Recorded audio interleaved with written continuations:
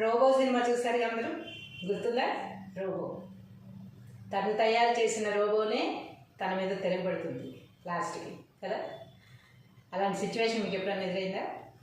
ఎదురవుతాయి ఒక్కోసారి. మనం చేసుకున్నది మనకు ఎదురయ్యే సమస్యలు ఉంటాయి అన్నమాట. అలాంటిది ఒక చిన్న కథ చెప్తాను.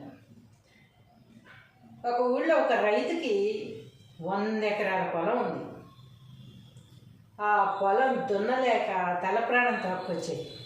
ఎందుకుందిరా బాబు అనుకునేవాడు, కానీ అమ్మడానికి ఇష్టపడేవాడు కాదు.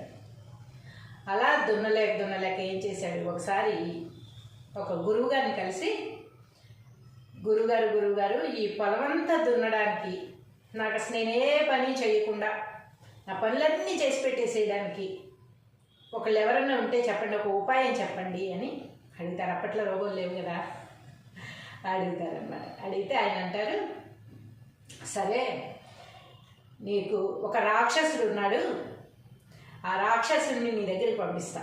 ఎంత పనైనా చేసేస్తాడు ఆయన రాక్షసుడు, కానీ ఎప్పుడు పని చెబుతూనే ఉండాలి.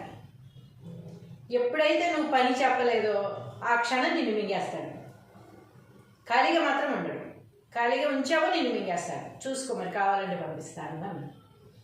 సరే అని, పని లేకపోవడం ఏంటి గురువుగారు, అసలు అమ్మో మీరేమనుకుంటున్నారు, 100 ఎకరాల పొలం, అసలు గోల్డ్ పనులు, క్షణం కూడా తీరిక లేని పనులు చెప్పగలను నేను అని చెప్పి ఆ రాక్షసుని వెంట పెట్టుకుని వెళ్తాడు. వెళ్ళగానే ఫస్ట్ తన సమస్య ఏంటి, 100 ఎకరాల పొలం దున్నారు.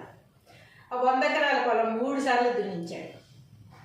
అయిపోయింది, నెక్స్ట్ అంటున్నాడు. ఇలాగే వచ్చి నుంచి ఎన్ని పనులు చెప్పు, చిటికలో చేసేయడం, నెక్స్ట్ పని అంటూ ఉంటాడు అనమాట. ఈయనకైతే దడబుట్టుకుంది. ఓన్లీ 3 పనులు మిగిలే. ఇంకా ఆ 3 పనులు చెప్పేస్తే ఇంక పనులు లేవు, మొత్తం పని అయిపోయింది, ఇంక చెప్పడానికి లేదు.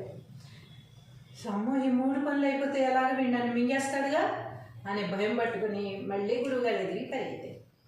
గురువుగారు నేను పనులన్నీ అయిపోయాయి, నేను ఏదో అనుకున్నాను, పెద్ద లిస్టు ఉంది నా దగ్గర, పనుల లిస్టు, అవన్నీ చెప్పేసాను, అన్నీ చేసాడు గురువుగారు. పట్టుమని 1 నెల కూడా అవ్వలేదు, నా దగ్గర పనులు చెప్పడానికి లేవు, నేను జస్ట్ 3 పనులే ఉన్నాయి, ఈ 3 పనులు అయిపోయాయంటే నన్ను మింగేస్తాడు, ఏం చేయమంటారు ఇప్పుడు అని గురువుగారు కాళ్ళ మీద పడిపోయాడు మళ్ళీ వెళ్ళి. అయితే గురువుగారు ఒక ఉపాయం చెప్పారన్నమాట.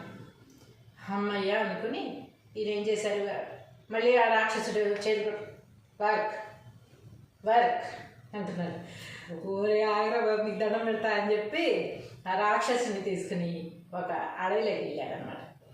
వెళ్ళి ఒక తాటి చెట్టు ఎక్కు అన్నాడు. ఎక్కాడు. దిగు అన్నాడు. దిగాడు. ఎక్కు దిగు ఎక్కుతూ ఉండి దిగుతూ ఉండి నేను వద్దని దాకా అదే పని చేయమని చెప్పి ఇంకా రాక్షసుడు ఎక్కుతున్నాడు, ఇప్పుడు కూడా ఎక్కుతున్నాడు దిగుతున్నాడేమో తెలియదు. మరి చూసారా ఎంత డేంజర్ అయిపోతుందో ఒక్కొక్కసారి.